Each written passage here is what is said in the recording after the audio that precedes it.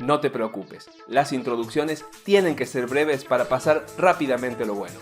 Mi nombre es Federico Garay, voy a ser tu instructor a lo largo de este curso de análisis de datos con Pandas y Python. En este curso vas a aprender a leer, procesar, analizar y visualizar información compleja de modo sencillo. Son 40 lecciones breves que se dividen entre teoría y práctica para que puedas al finalizar este curso tener las herramientas necesarias para ser un analista de datos. Te espero en la próxima lección y empezamos.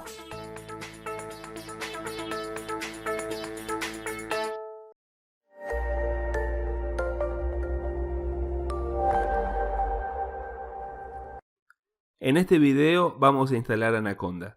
¿Y por qué Anaconda? Porque viene con muchos paquetes necesarios para el análisis de datos. También vamos a utilizar Conda, un administrador de paquetes de Anaconda que simplifica muchos de los desafíos que podrían encontrar quienes no son desarrolladores de software. Y si tú actualmente ya tienes instalada alguna versión, ya sea de pip o Conda, no es necesario que vuelvas a instalarla, manéjate con lo que ya tienes. En este curso vamos a utilizar Python 3.7. Si tú estás en el futuro, o la gente del futuro, puede que encuentres una versión más nueva para descargar. Sigue con la que esté y si hay diferencias sustanciales, nosotros vamos a actualizar este curso. Para instalar Anaconda, dirígete a www.anaconda.com y luego ve a Downloads. Esta página también podría verse algo diferente en el futuro. Haz clic en el icono de tu sistema operativo y luego selecciona Python 3.7 o la que esté. En mi caso elegiré 64 bits, tú elige la tuya.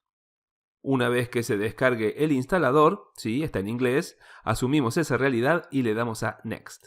Lo que sigue es el acuerdo de licencia, que como hacemos siempre lo vamos a leer completo antes de darle a continuar, guiño guiño. Luego te va a preguntar si lo instalas solo para ti o para todos los usuarios. Las dos opciones son válidas, pero recomendamos la primera de ser posible. Lo siguiente es el destino donde lo vas a guardar. Cuida que no hayan espacios en blanco en el nombre de la ruta de destino. Y finalmente, el último paso de la instalación, en el cual debes tener cuidado, recomendamos elegir la primera opción, Add Anaconda to my Path Environment Variable. Si bien al seleccionarlo se va a poner todo en rojo y va a parecer que esto es catastrófico, no te preocupes, esta es la opción recomendable.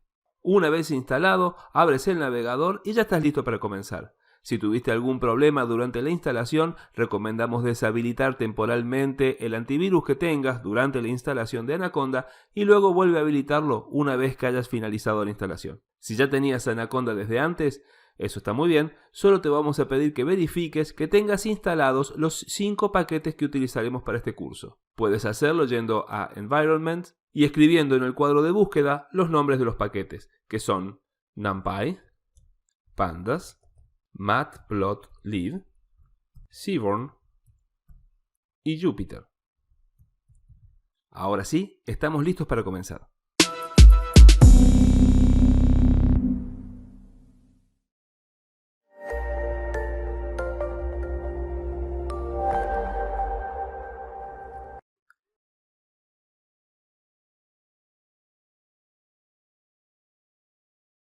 En este video aprenderemos a usar los cuadernos Jupyter o Jupyter Notebooks en inglés. Estos cuadernos te permiten crear y compartir documentos que contengan código, textos explicativos, ecuaciones y visualizaciones. Hay dos formas de acceder a Jupyter, una es a través del navegador de Anaconda, yendo al botón Launch de Jupyter, y la otra es yendo al símbolo del sistema, escribimos ahí Jupyter, y elegimos Jupyter Notebook Anaconda 3. Hacemos clic allí. Esto abrirá la aplicación Jupyter Notebook en tu navegador web. Tendrás 3 pestañas, la pestaña Files, que te da una lista de todos los archivos de tu directorio, la pestaña Running, que te permite rastrear tus procesos en ejecución y cualquier cuaderno Jupyter abierto, y la pestaña Clusters, que corre un proceso paralelo de Python que no vamos a necesitar ver en este curso. Para abrir un cuaderno nuevo vamos a Files, luego a New o Nuevo y elegimos Python 3. Aquí estamos dentro de un cuaderno nuevo. Puedes ver que contiene el nombre del cuaderno, que por defecto es un title y luego un número secuencial. Luego tienes una barra de menús, una barra de herramientas y la primera celda vacía. Hay dos modos principales de escribir en estas celdas. El primero es Markdown, que lo puedes encontrar en este desplegable. Markdown es una manera de escribir cualquier texto y darle un formato rápido. Aquí podría yo escribir, este es un texto. Para confirmar lo que ingreso en mis celdas, lo hago con Shift más Enter. Y una vez que haces esto, queda anotado ese texto en el cuaderno Jupyter. El segundo modo es crear código dentro de las celdas de este cuaderno. Para eso tenemos esta opción que es Code, y tú puedes seleccionar Code o Markdown ya sea a través del desplegable o una vez que seleccionas la celda con las flechas arriba y abajo, o también con atajos del teclado. Por ejemplo, si yo presiono Escape más M, esto significa que la celda ahora está en Markdown. Si yo pongo en cambio Escape Y, ahora la celda nos permite escribir código. Entonces, si yo aquí escribiese, por ejemplo, 15 más 96 y confirmo con Shift Enter, que es lo que hace que evaluemos esta celda y veamos su resultado, obtenemos el resultado de esta operación. Para esta lección vamos a aprender dos comandos más o dos atajos del teclado. Uno es Escape y B larga, que lo que hace es agregar nuevas celdas vacías debajo de la activa. Y también tenemos Escape A, que lo que hace es agregar celdas encima de la celda activa. Si deseas aprender más métodos abreviados del teclado, simplemente ve a Help, Keyboard Shortcuts, que quiere decir atajos del teclado, y ahí tendrás un menú con todas las opciones disponibles. Puedes guardar este cuaderno para asignarle un nombre, lo puedes hacer a través de File y Save As, o directamente haciendo clic en el título, y aquí te aparecerá la posibilidad de ponerle cualquier nombre. Ya que en la práctica vas a querer compartir tus cuadernos con otras personas, es recomendable elegir nombres descriptivos que todos podamos comprender.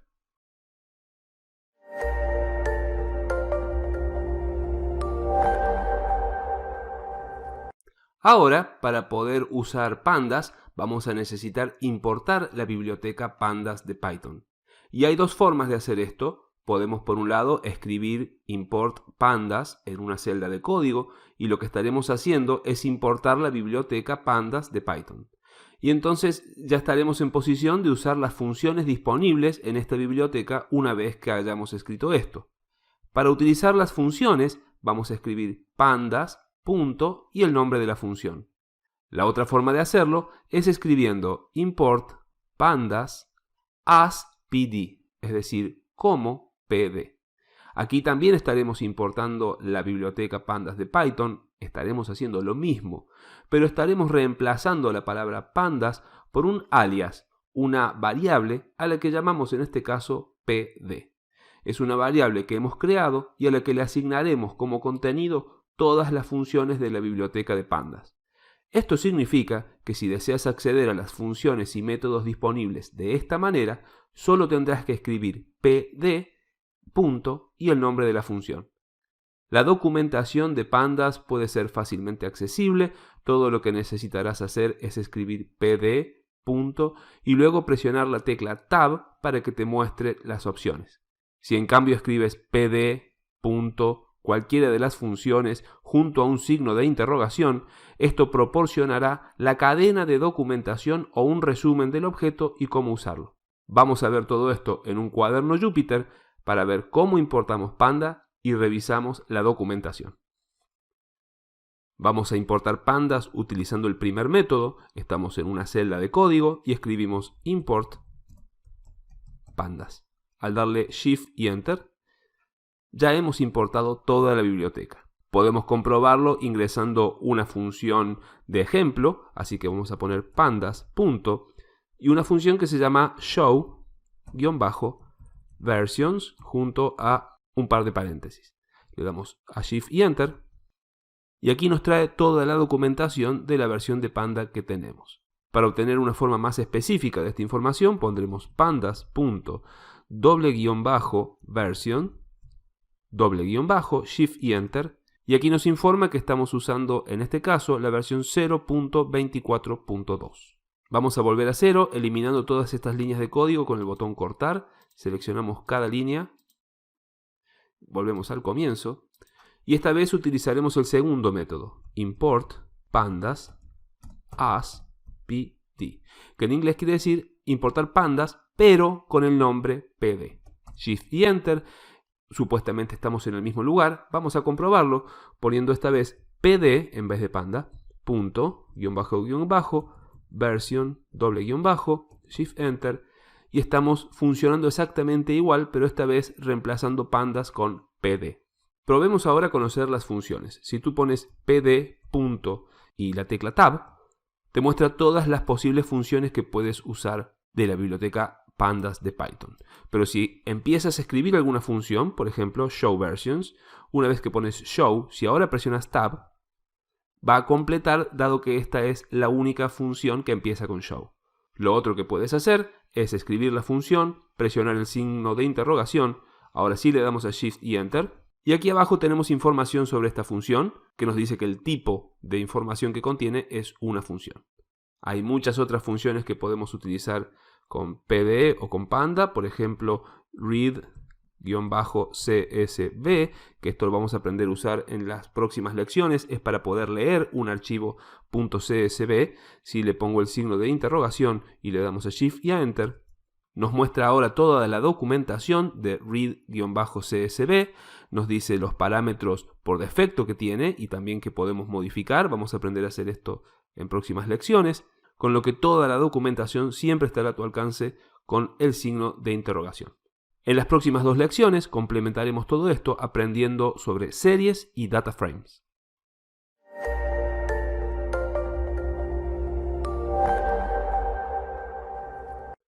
Un data frame, o marco de datos, es un conjunto de datos bidimensional que puedes pensarlo como una tabla o como una hoja de cálculos que está organizado en filas y columnas. Puedes ver en esta tabla de ejemplo, que es un data frame, que está formada por varias columnas, como nombre, edad, país, automóvil, y tiene varias filas, que son los registros, y todas las filas tienen un índice, que en este caso son números enteros ordenados de uno en uno. Sin embargo, el índice podría ser cualquier otro de los valores y esto lo veremos más adelante. Esto es todo lo que hay en un data frame, que es el objeto principal con el que vamos a trabajar en pandas de Python. Para poder visualizarlo dentro de nuestros cuadernos Jupyter, vamos a venir a este cuaderno que ya he inicializado, donde importé pandas como PD, y luego le he pedido que lea un archivo CSV que se llama tabla de ejemplo.csv y que puedes descargar junto a esta clase para hacer la práctica. Si bien el procedimiento para leer un archivo CSV lo vamos a explicar en la próxima sección, te muestro que aquí lo que he creado es una variable que se llama tabla y que como valor le he dado la orden de leer el archivo tabla ejemplo. Lo que vamos a hacer ahora es invocar a ese archivo para poder visualizarlo. Y ves que al colocar su nombre tenemos aquí un pequeño data frame de ejemplo que tiene la organización de datos que te he mostrado anteriormente. Lo importante de esta sección es que incorpores el concepto data frame o marco de datos, que es el objeto con el que más vamos a trabajar en este curso.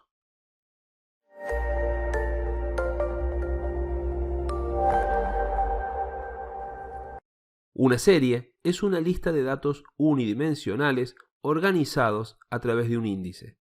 Y uno de los grandes beneficios de Pandas es que admite trabajar con índices basados ya sea en números enteros o en etiquetas y proporciona una gran cantidad de métodos para realizar operaciones relacionadas con el índice.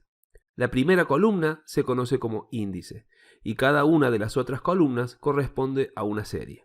La primera serie se llama nombre, la segunda edad y así. Ahora recuerda que cada una de las filas también es una serie y estas pueden identificarse mediante este número de índice. Entonces, ¿cómo accedemos a una serie? Bueno, hay 2 formas de hacerlo.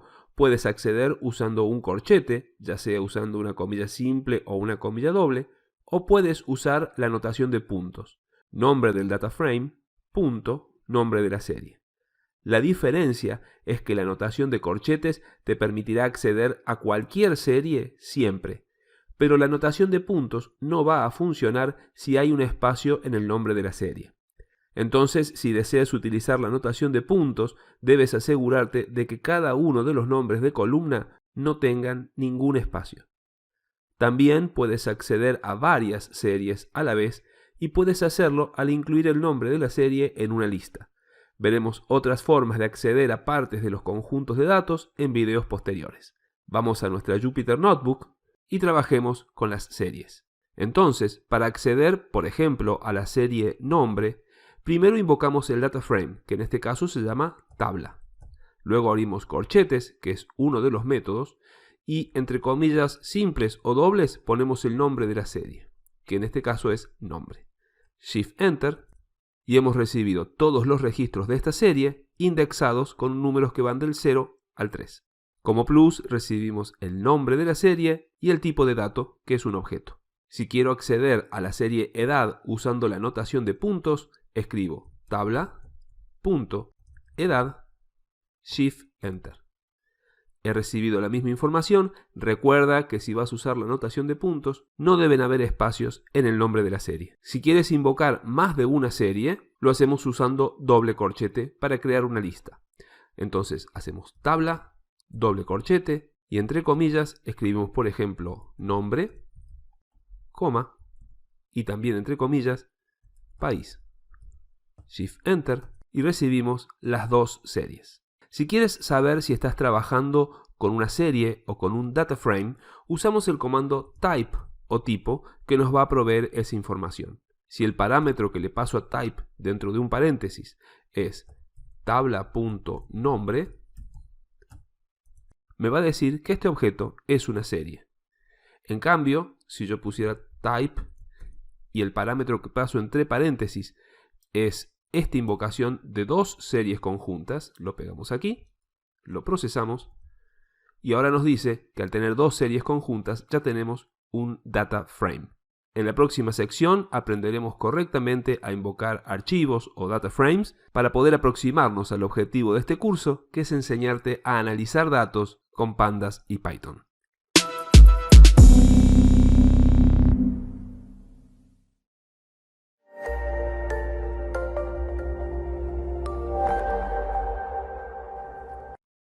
En los cuadernos Jupyter puedes leer datos de diferentes formatos, como por ejemplo Excel, JSON o tablas de SQL, entre otros. Ya que el formato más popular es CSV, vamos a trabajar con ese tipo de archivos que nos permite usar archivos separados por coma en un data frame. Para leer un archivo CSV usamos el comando read-csv, que tiene numerosos parámetros y es muy rico en funciones. Puede especificar una amplia variedad de opciones, incluidos los encabezados de columna que se van a usar, delimitadores adicionales para archivos y formas de pasar cualquier campo de datos. Podríamos estar fácilmente 30 minutos simplemente mirando las diferentes opciones de parámetros que contiene read-csv. Por ahora solo vamos a centrarnos en un par de esos parámetros y, por supuesto, en el principal y obligatorio para read-csv, que es la ruta de acceso al archivo que queremos abrir en nuestro cuaderno Jupyter. Vamos entonces a ver cómo opera esto en la práctica.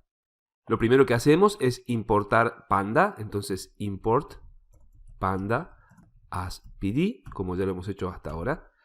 Y ahora vamos a llamar al comando para poder leer un CSV, que lo hacemos dentro de pd.read-csv y abrimos paréntesis. Antes de avanzar, vamos a poner esta lectura dentro de una variable que vamos a poner al comienzo. Le puedes poner el nombre que quieras. Yo le voy a poner el nombre tabla igual y el comando para la lectura de ese archivo. Adentro de los paréntesis incorporamos todos los parámetros para poder hacer la lectura del modo en que queremos hacerla. Y aquí no solamente puede ir el parámetro de la ruta de acceso, sino todos los parámetros que definan de qué modo queremos abrirlo. De hecho, si tú presionas Shift y Tab, aparece este cuadro con algunas aclaraciones sobre su uso. Nos dice que aquí va la ruta y que también separaremos los parámetros con coma. Si volvemos a hacer Shift y Tab, lo hacemos dos veces, aparecen otros comandos más. Y si lo hacemos por tercera vez, 1, 2, 3, tendremos aquí toda la información relacionada con esta función read-csv. La información que nos brinda aquí nos permite ver cómo están preconfigurados los parámetros que vienen por defecto. Cerramos aquí y escribimos la ruta entre comillas simples. Recuerda que si no conoces la ruta de acceso a tu archivo, puedes ir a la ventana donde la tienes, haces clic en este recuadro de arriba, copias la dirección, la pegamos aquí adentro y faltaría agregar la barra y el nombre de nuestro archivo. Podemos comenzar a escribir el nombre, por ejemplo, ven, en este caso, porque es ventas mensuales el nombre de mi archivo, y si presiono Tab, al ser el único archivo que comienza con ese nombre, lo ha autocompletado. Si le damos Shift y Enter, ya se ha incorporado nuestra tabla. Para poder verla, simplemente escribo el nombre que le he asignado a esa variable, que es tabla. Y aquí la tenemos. Como puedes observar, hay algo extraño en esta tabla. Sus encabezados no definen ningún título, aparecen estas primeras 4 líneas con estos datos none, que significan que hay un error o que no hay información, y recién en la cuarta fila es donde comienza nuestra tabla. Para corroborar qué está pasando aquí, vamos a abrir ese archivo en Excel, le damos a Enter, y aquí vemos que este archivo en particular tiene unos primeros renglones que deberíamos ignorar, ya que el verdadero data frame comienza en el renglón 6. Entonces queremos que no lea los primeros 5 renglones. Volvemos a nuestro cuaderno y dentro de los parámetros de readCSV vamos a poner una coma para agregar un parámetro nuevo y vamos a usar el que se llama skip rows, o sea, saltea filas, igual a 5. Si volvemos entonces a hacer Shift Enter y Shift Enter, ahora nuestra tabla comienza en la fila número 5, con lo que comienza en el lugar que queríamos. Se ha dado cuenta que la primera fila son encabezados y ya estamos visualizando nuestra tabla adecuadamente. Nos muestra los primeros 30 renglones y también los últimos 30. Nos dice que son 460 filas, que son 7 columnas, y esa es la información que por ahora tenemos de nuestro data frame. En esta clase vamos a aprender a utilizar el atributo shape, que quiere decir forma en español. El atributo shape devuelve el dato relacionado a la cantidad de filas y columnas de nuestro data frame, lo cual representa la dimensionalidad del mismo. Es una buena idea verificar esto con el archivo CSV original para asegurarte de que todos los datos esperados han sido leídos correctamente. El atributo shape es útil para confirmar las dimensiones de tu data frame. Vamos a nuestros cuadernos Jupyter para poder verificar esto en la práctica. En este cuaderno ya he generado la importación de Panda como PD y ya le he asignado a la variable tabla el contenido del data frame ventastotales.csv. Vamos a invocar ahora nuevamente a tabla, pero lo vamos a hacer poniendo luego punto y el método shape. Nos ha devuelto una información de 2 dimensiones, 461, que es la cantidad de filas de nuestro data frame, y 7, que es la cantidad de columnas. Podemos verificar esto abriendo el archivo en Excel y vemos que efectivamente tiene 7 columnas desde la A hasta la G, y si yo ahora vengo hasta el último registro de nuestro archivo, veo que pertenece a la fila 466. Si le resto las primeras 5, esto me va a arrojar el número de 461, o sea que esta información es correcta. Y si quisieras invocar solamente a uno de estos 2 atributos, por ejemplo solamente la cantidad de filas, en ese caso hacemos como recién, tabla.shape, pero ahora le pasamos unos atributos en corchetes. Dentro de esta figura ponemos el número 0 para obtener la cantidad de filas, y aquí tenemos 461, o hacemos exactamente lo mismo, pero esta vez con el número 1 para obtener la cantidad de columnas. Esta discriminación puede ser útil cuando estés programando y necesites invocar alguno de estos 2 datos por separado. Uno de los métodos que dispones para usar con readCSV es el método head, que en inglés quiere decir cabeza, y que sirve para poder visualizar las primeras líneas de tu data frame. Te permite elegir la cantidad de líneas que quieres visualizar desde el comienzo, y si no estableces una cantidad determinada de líneas, por defecto te va a mostrar las 5 primeras. Veamos cómo funciona esto en Jupyter. Como recordarás, hace 2 lecciones aprendimos a visualizar la tabla directamente sin poner ningún método, y esto nos mostró las primeras 30 y las últimas 30 filas de nuestro archivo. Si quisiéramos visualizar una cantidad más específica de filas, simplemente invocamos tabla, pero esta vez con el método head. Ponemos los paréntesis y los dejamos vacíos para que nos muestre por defecto las primeras 5 filas y activamos esta línea. Aquí las tienes. Ha funcionado muy bien. Si en cambio yo aquí pusiese, por ejemplo, 3 y activo, me muestra las primeras 3. En el próximo video vamos a aprender un método que nos va a mostrar las últimas filas de la tabla. El método tail, que en inglés significa cola, es el método que nos permite, al revés que head, visualizar las últimas filas de nuestro data frame. Podemos dejarlo vacío, con lo cual nos mostrará por defecto las últimas 5 filas, o poner un número específico. Veamos esto en la práctica. Esta vez vamos a invocar a tabla nuevamente, pero complementándolo con el método tail. Al igual que head, lo ponemos con paréntesis que vamos a dejar vacíos por ahora, y al ejecutar tenemos las últimas 5 filas de nuestro data frame. Nos damos cuenta de esto por su número de índice que termina en 459. Si en cambio aquí pusiéramos un número, por ejemplo 7, y ejecutamos, lo que obtenemos son las últimas 7 filas. Este método se complementa con head y lo puedes utilizar para visualizar el contenido de tus archivos antes de comenzar a trabajar.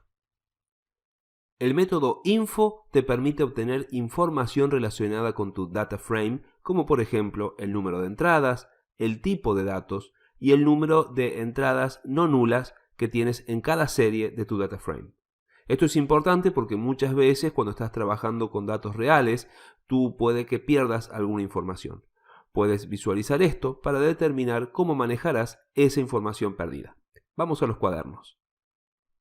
Si convoco al objeto tabla, utilizando el método info con paréntesis y lo ejecuto, aquí recibo toda esta importante información. Me dice que este objeto, la tabla, es un data frame y no una serie. Me dice que el índice es de 460 entradas que van desde 0 a 459. Me dice que tiene en total 7 columnas, de las cuales ninguna tiene un objeto nulo, que la fecha es un integer, que los demás son objetos o strings, y que las últimas 2 columnas también son integers, o sea que están compuestas por números enteros. Aquí me resume que tenemos 3 integers y 4 objetos, y que el uso de la memoria es de 25.2 KB. Con esto hemos completado nuestra sección sobre ingreso y visualización de datos.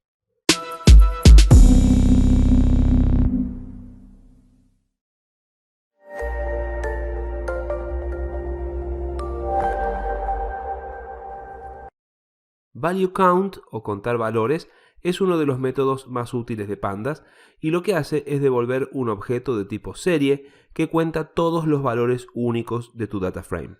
Hay dos cosas en particular a tener en cuenta con value counts. Una es que al devolver valores únicos, el primer valor es el elemento más frecuente, el segundo es el segundo elemento más frecuente y así.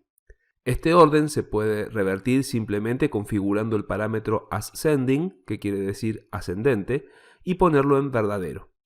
Lo otro es que drop_NA es un parámetro que permite que, si está en verdadero, puedes descartar los valores nulos. Pero si tu data frame tiene un número significativo de estos valores, esto puede llegar a ser confuso y lo puedes resolver al cambiar este parámetro a falso. Veamos esto en los cuadernos. Nuestra tabla está compuesta por fechas, por vendedores, regiones donde esos vendedores han hecho sus ventas, los artículos y sus categorías, las unidades y la ganancia. Como nuestra tabla tiene el registro de las ventas hechas, la cantidad de vendedores se repite. Si quisiéramos saber cuántos vendedores únicos tenemos, invocamos a tabla, elegimos la categoría sobre la cual queremos hacer el conteo de valores, en este caso vendedor, lo podemos completar con tab, .value count. Ponemos el paréntesis vacío, la ejecutamos y aquí podemos ver la cantidad de vendedores, que en total son 6, y la cantidad de registros que hay para cada uno de ellos. Sara ha hecho 86 ventas, Steve 84 y así. Los ha ordenado en un valor descendente porque el parámetro ascending está por defecto configurado como falso. Probemos con otra columna, por ejemplo, región. Tenemos 4 regiones, este es la que más registros tiene. Ahora incorporemos dentro de los paréntesis el parámetro ascending, que dijimos que está preconfigurado por defecto como false, lo pongamos en true, que quiere decir verdadero, y al ejecutar observa qué pasa con el orden en que están distribuidos estas regiones. Ahora norte aparece primero porque es la que menos tiene y va ascendiendo hacia la que más tiene. Si quisiéramos comprobar si en este registro hay valores falsos, lo podemos hacer incorporando un parámetro más dentro del paréntesis, lo hacemos con una coma para separarlo, y este parámetro es drop_NA. Como dijimos en la introducción, está preconfigurado como verdadero, o sea que elimina los registros nulos. Al colocarlo como falso, vamos a verificar si alguno de estos números se modifica. Así que presta atención, los valores están exactamente igual, con lo cual no hay ningún valor nulo. Sort values, que en inglés quiere decir ordenar valores, hace efectivamente eso. Ordena los valores ya sea de una serie de datos o de un data frame. Esto quiere decir que lo puedes aplicar a una de las columnas de tu tabla o a la tabla entera. El parámetro axis o eje viene predeterminado con el valor 0, por lo que será ordenado en una columna y en orden ascendente de manera predeterminada. Por defecto, los datos nulos o perdidos se colocan al final. Cuando sort values se utiliza con un data frame completo, es particularmente útil ya que también puedes ordenar múltiples series, ya sea en orden ascendente o descendente. Vamos a ver esto en la práctica. Tenemos pandas importado, tenemos la tabla leída, aquí tenemos las 5 primeras líneas de nuestra tabla y lo que vamos a hacer ahora es aplicar un sort values a una serie, por ejemplo a la serie vendedor. Entonces invocamos a tabla, que es nuestro data frame, invocamos a vendedor, que es uno de los registros o una de las series de nuestra tabla, y le aplicamos el método sort_values con paréntesis vacíos. Ejecutamos y esto nos devuelve la columna de vendedor, pero esta vez reorganizada, poniendo todos los registros por orden alfabético. Boris es el que tiene el nombre primero en el abecedario, aquí tenemos en los índices en lo que aparece, y como vemos aquí las últimas 30 líneas, Trevor es el último de ellos. Ahora apliquemos sort values directamente a la tabla, entonces eliminamos esta serie. Si ejecutamos ahora, se va a aplicar sobre todo nuestro data frame, pero tenemos que elegir cuáles son las columnas que queremos que elija para hacer este ordenamiento y podemos elegir múltiples columnas. Entonces ponemos el parámetro by igual y ahora vamos a elegir esas columnas. Como vamos a elegir más de una, necesitamos crear una lista y esto lo hacemos con los corchetes. Llamamos a vendedor en primer lugar y separado con una coma, llamamos a otro de los registros que puede ser, por ejemplo, ganancia. Cuando ejecutemos esto, vamos a ver nuevamente toda nuestra tabla completa, pero esta vez reorganizada. ¿Y con qué criterio? Primero poniendo todos los registros de vendedor en orden alfabético, por eso está Boris primero, y en segundo lugar, ordenando la ganancia que ha tenido en orden ascendente. Entonces nuestra tabla sigue estando completa hasta el final, aquí vemos las últimas 30 líneas, el último es Trevor, y también Trevor ha sido reorganizado en función de las ganancias que ha obtenido por cada venta, de menor a mayor. Las condiciones booleanas son una manera de indexar nuestros datos según determinadas condiciones que permiten filtrar información de nuestros data frames. A través de la verificación en cada registro de si la condición que pedimos es verdadera o falsa, se van a seleccionar aquellas filas donde se encuentra la condición cumplida. Si quieres controlar más de una condición o un vector booleano a la vez, estos deben agruparse entre paréntesis o corchetes para garantizar que el orden de las operaciones se lleve a cabo correctamente. Veamos esto en la práctica. Pandas ya ha sido importado, nuestro data frame ya ha sido leído, ha sido guardado en la variable tabla y hemos visualizado los primeros 5 registros a través del método head. Lo que vamos a hacer ahora es invocar otra vez a tabla, pero esta vez solo voy a querer visualizar aquellos registros en los que gorras ha sido el artículo vendido. Entonces ponemos la condición artículo para que solamente se fije en esa serie y que controle, a través de poner 2 veces el signo igual y entre comillas simples, el concepto gorras. Si activamos esto, vemos algo que no nos sirve demasiado, es incómodo para la vista, es una serie de todos los registros de nuestra tabla diciendo si es falso, es decir, no se ha vendido gorra, o verdadero. Fíjate que aquí tenemos los 2 primeros registros falsos, y esto es verdad porque no se han vendido gorras aquí, y recién en el tercero es verdadero. Aquí tenemos gorras y luego vuelven los falsos otra vez. Hagamos que esto sea visualmente lo que queremos. Lo que tenemos que hacer es encerrar esta búsqueda entre corchetes y ponemos al comienzo tabla nuevamente. Al ejecutarlo, visualizamos la tabla, pero solamente aquellos registros donde gorras ha sido el objeto que se ha vendido. ¿Y qué pasa si queremos visualizar archivos que cumplen dos o más condiciones? Simplemente las agrupamos con el símbolo ampersand. Primero encerramos la primera condición entre paréntesis y agregamos otra con ampersand. Supongamos que queremos visualizar todas las gorras que fueron vendidas en la región norte. Entonces abrimos un nuevo paréntesis, invocamos a tabla.región, dos signos iguales, y la región que queremos verificar que se cumpla como condición es la región norte. Al ejecutar esto, nuestra tabla ha quedado reducida a unos 8 registros donde se visualizan todas las ventas de gorras en la región norte. Y así es como indexas o filtras tu data frame según una o múltiples condiciones.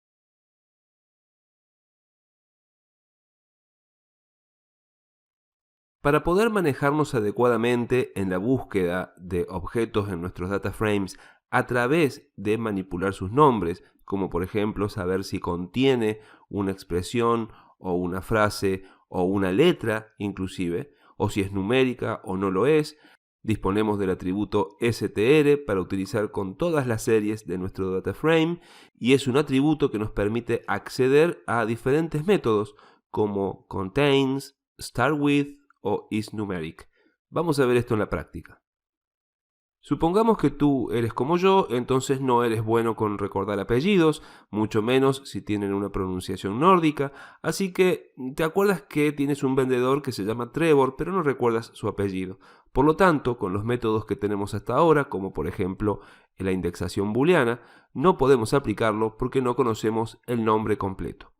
A través del atributo str vamos a poder resolver esto.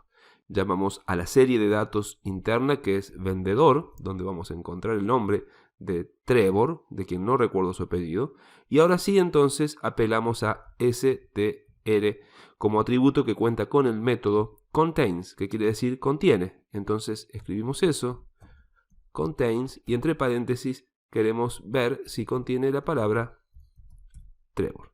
Al ejecutar esto, obtenemos, como en la lección anterior, simplemente una lista de todos los registros diciéndonos en qué registro sí está y en cuál no. Esto no es de demasiada ayuda, entonces hacemos lo mismo que hicimos antes. Metemos todo esto entre corchetes y al comienzo volvemos a invocar a tabla, pero con estos parámetros. Al ejecutarlo, nuestra tabla se convierte en algo más visualmente aceptable, donde solamente tenemos los registros de un tal Trevor. Si tuviéramos otro vendedor que se llama Trevor, también tendríamos aquí, supongamos, a Trevor García junto a Trevor Snodgrass. Pero supongamos que estamos aún peor que esto y solo sabemos que el nombre de nuestro vendedor empezaba con S. Si ponemos aquí solo la letra S, es muy probable que aparezcan todos nuestros vendedores, ya que más tarde o más temprano contendrán esta letra. Entonces apelaremos a otro método del atributo string, que es el método starts with, comienza con, y como contenido ponemos solamente la letra T aplicado a la serie de datos vendedor. Al ejecutar esto, logramos otra vez invocar a Trevor, y si hubiera un Tomás, también aparecería, o un Tobías. Podríamos probar también el método isNumeric, que nos permite evaluar si un dato de una serie es numérico o no lo es, pero no tiene mucho sentido con nuestra tabla, ya que no tenemos series de datos que tengan contenidos mixtos entre numéricos y strings. Si tienes un archivo con esas características, lo puedes probar por ti mismo.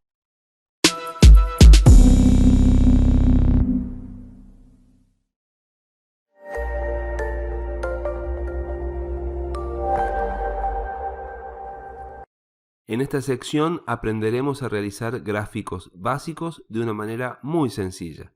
Para eso nos vamos a valer del módulo de gráficos llamado Matplotlib, que intenta hacer las cosas fáciles aún más fáciles y las difíciles posibles. Al menos eso es lo que dicen en su sitio web. Puede generar todo tipo de gráficos, histogramas, gráficos de barras, horizontales, de torta, etc., con solo unas pocas líneas de código. Para hacer gráficos simples, el módulo pyplot proporciona una interfaz similar a MATLAB.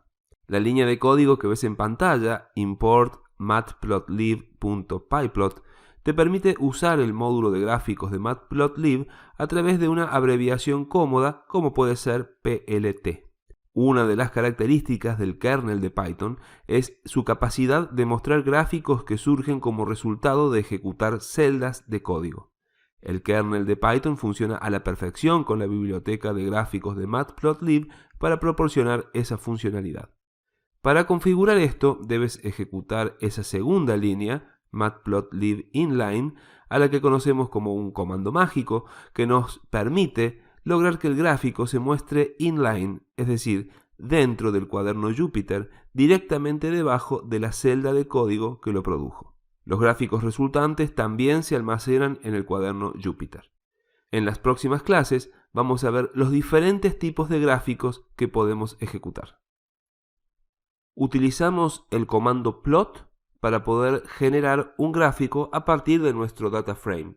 Por supuesto que hay diferentes opciones de gráficos. Por defecto, cuando ubicas el parámetro plot sin ninguna información dentro de sus paréntesis, esto va a generar un gráfico lineal. Pero también puedes especificar si deseas utilizar otro tipo de gráfico, ya sea de barras, circular o cualquier otro.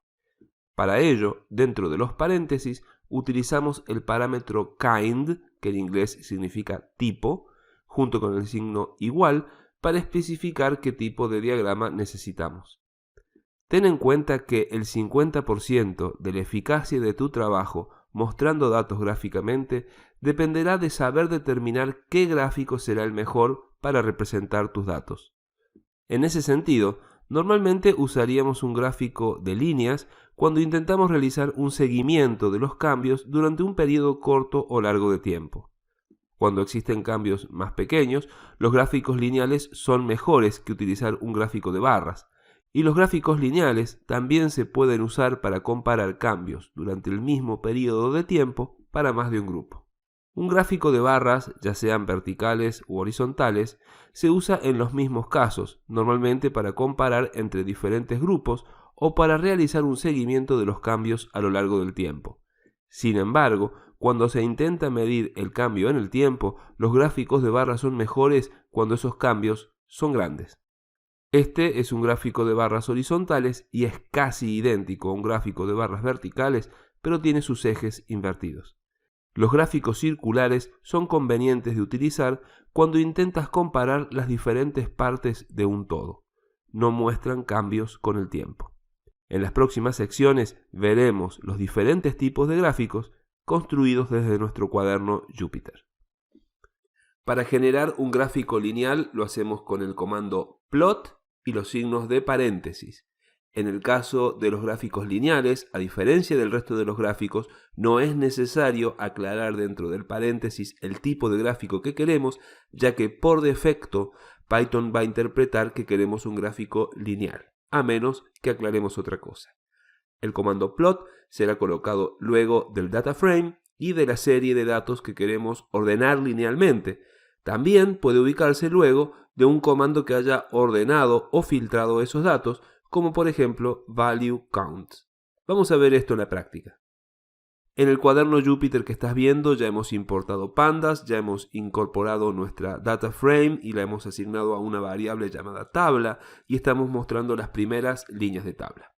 Para hacer gráficos primero vamos a importar matplotlib.pyplot y esto se lo vamos a asignar a una variable llamada plt y vamos a agregar la línea mágica que nos permite visualizar los gráficos en línea, que es con el signo de porcentaje, y luego matplotlib inline. Ejecutamos. Supongamos que queremos generar un gráfico lineal que muestre todos los artículos que hay dentro de categoría y que estos estén ordenados por la cantidad de ventas que se han hecho donde estos artículos estuvieron involucrados. En este caso vamos a generar entonces una variable, le vamos a poner por ejemplo Ali por alimentos y le vamos a asignar a Ali la tabla que es nuestro data frame completo, pero solamente mostrando categoría y dentro de categoría vamos a poner comestibles. Vamos a generar Ali para que lo muestre.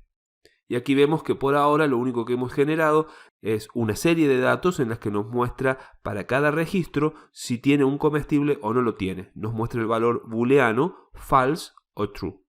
Para que esto lo podamos ver como una tabla donde solamente se visualicen las ventas donde se han vendido artículos de la categoría comestibles, lo que vamos a hacer es poner esto dentro de corchetes para que sea una tabla y al comienzo le vamos a poner el nombre tabla.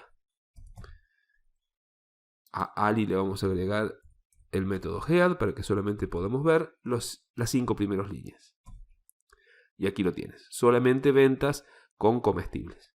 Como hemos dicho, lo que queremos ver en realidad es la cantidad de artículos que hay dentro de la categoría comestibles. Entonces, para esto usamos value counts, que nos va a contabilizar cuántas veces aparecen los artículos de comestibles en relación a la cantidad de ventas que se hicieron. Entonces llamamos a Ali nuevamente, pero esta vez con artículo y el método value counts. Ejecutamos y aquí tienes. Pan apareció en 26 ventas, sándwich de queso en 25 y así. Lo único que nos falta ahora es transformar este data frame, que tiene varios filtros con los cuales llegamos a construir y segmentar esta información, pero verlo en un gráfico. Para esto simplemente agregamos, después de todo lo que hemos puesto, el método plot. Al ejecutar, aquí lo tienes, un gráfico muy sencillo donde los nombres están algo superpuestos y no los podemos ver claramente, pero están apareciendo en orden descendente. Si queremos enfatizar que esto es un gráfico de tipo lineal, aunque no es necesario, lo haríamos poniendo dentro del paréntesis kind, que quiere decir tipo, y entre comillas line. Cuando lo ejecuto sigue funcionando igual, y si ahora como último detalle queremos eliminar esta línea que dice matplotlib.access, simplemente agregamos al final del último paréntesis un punto y coma y volvemos a ejecutar. Aquí lo tienes, vamos a la próxima lección donde veremos cómo ejecutar un gráfico de barras. Los gráficos de barra también se invocan a través del método plot, pero en este caso sí es necesario agregar la aclaración de qué tipo de gráfico queremos construir y para eso agregamos kind igual a, entre comillas, bar, que significa barras en inglés. Vamos a nuestro cuaderno Jupyter para ver cómo funciona esto y aquí lo que podemos hacer para ahorrarnos trabajo es copiar la misma línea, ya que vamos a trabajar con esta misma información. Lo vamos a copiar, lo pegamos en una nueva línea, cambiamos la expresión line por bar y dejamos el punto y coma al final para que no nos aparezca esa línea de código antes de nuestro gráfico. Ejecutamos y aquí tienes un nuevo gráfico, esta vez de barras, que como verás es un poco más apropiado para el tipo de información que estamos manejando, ya que por un lado coloca nuestros artículos en una posición vertical, con lo cual podemos leer un poco mejor de qué se trata cada uno de ellos. Sencillo como esto, las clases cortas son buenas, así que sigamos en la próxima. El método para invocar un gráfico de barras horizontales es exactamente igual que el anterior, solo debemos agregar la H al tipo para que quede var h. Lo veamos en nuestro cuaderno Jupyter y aquí sencillamente copiamos otra vez toda esta línea completa, la pegamos en una nueva línea de código y agregamos la h. Al ejecutar, tenemos la misma información dispuesta de un modo distinto, dado que se ha intercambiado el eje y han quedado los artículos en el lado del eje vertical. Recuerda, es la misma información dispuesta de un modo distinto. Vamos a la próxima lección, así aprendemos otra forma de hacer gráficos. Para invocar un gráfico circular o gráfico de torta, como le solemos decir, el tipo o kind que debemos incorporar dentro del comando plot es la palabra pie, que quiere decir justamente torta o pastel en inglés. Vamos a nuestro cuaderno y aquí lo que hacemos es volver a copiar toda esta línea, la pegamos en otra línea de código, intercambiamos var h por pie y ejecutamos. Lo que estás viendo es el universo de los artículos comestibles cuantificados según la cantidad de ventas que se han hecho donde estos artículos fueron los que se han vendido.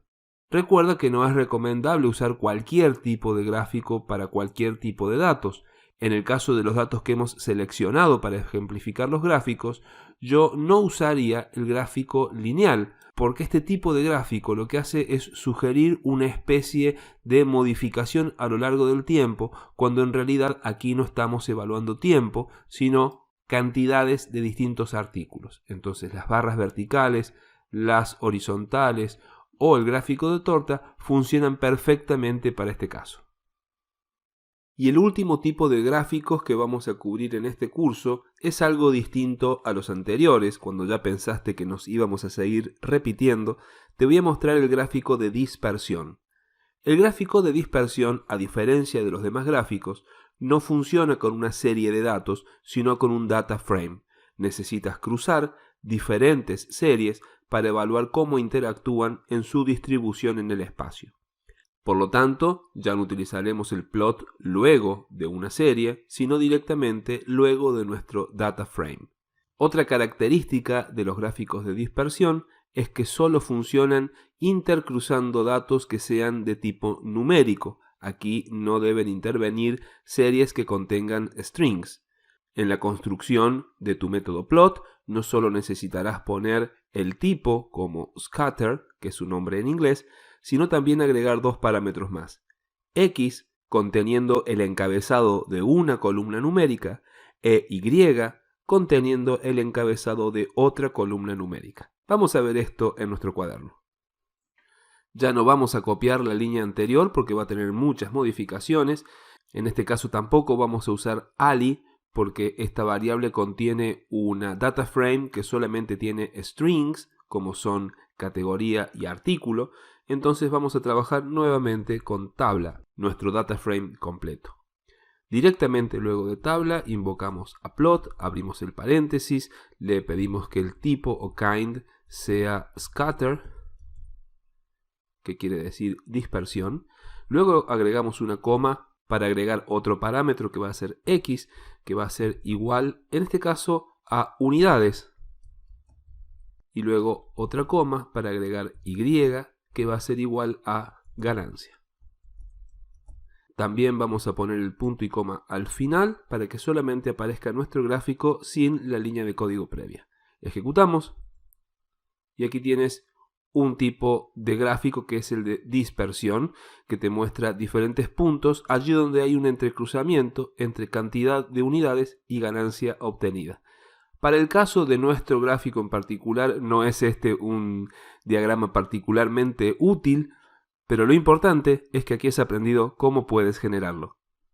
Como has visto en las lecciones anteriores, solo con colocar el tipo de gráfico que quieres realizar, ya viene un gráfico preconfigurado sin que tengas que modificar ninguna variable en particular como tamaño, color, etc. Esto no quiere decir que no puedas hacerlo si lo deseas. En esta lección te voy a enseñar cómo cambiar el color de tu gráfico. Solo necesitas agregar un parámetro dentro de los paréntesis de plot que diga color igual y el nombre del color entre comillas. Si es un gráfico lineal, con ese parámetro bastará. Si es otro tipo de gráfico, necesitas agregar el parámetro kind y luego el parámetro color.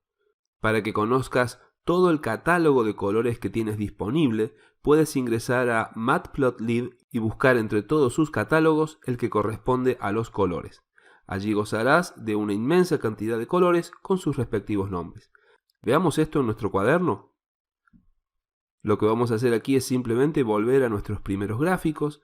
Vamos al de línea y aquí vamos a agregar luego de line, una coma, el parámetro color igual, y lo vamos a hacer, supongamos, pink, que es rosa en inglés. Lo ejecutamos. Y ahora nuestra línea pasó de un azul bastante brillante a este rosa bastante tenue, que no es el que yo elegiría, pero es para que veas cómo funciona. Podemos hacerlo también con las barras. Pasamos el parámetro color igual a orange, que es naranja en inglés. Y aquí lo tienes. Juega con esto, conoce los colores del catálogo de Matplotlib y nos vemos en la próxima lección. Un mapa de colores o color map es un conjunto o gama específica de colores que tiene seleccionado Matplotlib para que puedas establecer un criterio de color para un gráfico que lleva diferentes colores. Hay diferentes mapas de colores según tu gráfico sea secuencial, divergente, cíclico o cualitativo. Secuencial se refiere a información que normalmente tiene un orden de menor a mayor. Normalmente se establece con un cambio de iluminación dentro del mismo tono. Un ejemplo de valores secuenciales son, por ejemplo, alturas. Los mapas de colores divergentes se establecen cuando hay valores que se acercan o alejan de un valor central. Normalmente esto se realiza con dos colores que se encuentran en un valor central. Un ejemplo de datos divergentes es con temperaturas que van desde 0 grados hacia arriba y de 0 grados hacia abajo. Cíclicos son datos que terminan en el mismo valor en el que han comenzado. Un ejemplo de esto es la hora del día y normalmente se utilizan dos colores que se mezclan entre sí hasta volver al color original. Y el mapa de color cualitativo se usa cuando los valores no tienen una relación de orden entre sí. Por ejemplo, en nuestro data frame, las diferentes regiones, los diferentes vendedores, los diferentes artículos, por naturaleza no tienen entre sí un valor que los ordene. Aquí utilizas colores variados de distinto tipo, aunque pueden estar dentro de una misma paleta. Toda esta información también la puedes encontrar en Matplotlib. Va a ser muy útil que visites esta página para poder conocer los nombres de los mapas de colores que Matplotlib tiene preconfigurados. Veamos algunos ejemplos en nuestro cuaderno. Si venimos al gráfico circular y agregamos luego de los parámetros que ya tiene el parámetro color map, igual, hay algunos ejemplos que podemos compartir como pastel 1, un tanto difuso para mi gusto, Ocean, este me gusta bastante, Jet, intenso, y Twilight. Y estos son solo algunos de los tantos que encontrarás en matplotlib.com. Que al momento de generar un gráfico este venga con un tamaño preconfigurado no quiere decir que esto esté grabado en piedra. También puedes determinar el tamaño exacto que quieres para tu gráfico. Para eso contamos con otro parámetro dentro de Plot que es FigSize, que te permite determinar primero el ancho y luego el alto de tu gráfico. Vamos a verlo en nuestro cuaderno. Esta es una buena oportunidad de corregir un problema intrínseco de este gráfico, que es que al estar horizontalmente nuestros artículos se superponen y no los podemos leer con claridad. Primero vamos a cambiar este color horrible por algo que sea más visible, como verde por ejemplo, y ahí podemos ver nuestra línea con más claridad. Y ahora vamos a agregar, luego del parámetro color, el parámetro FigSize, que es una abreviatura en inglés de tamaño de la figura. Ponemos igual, abrimos paréntesis y le vamos a pasar el parámetro, por ejemplo, 10 de ancho, 5 de alto. Ejecutamos. Y ahora nuestro gráfico se ha vuelto un poco más ancho, también un poco más alto, pero en una proporción que permite visualizar todos nuestros artículos de un modo mucho más claro.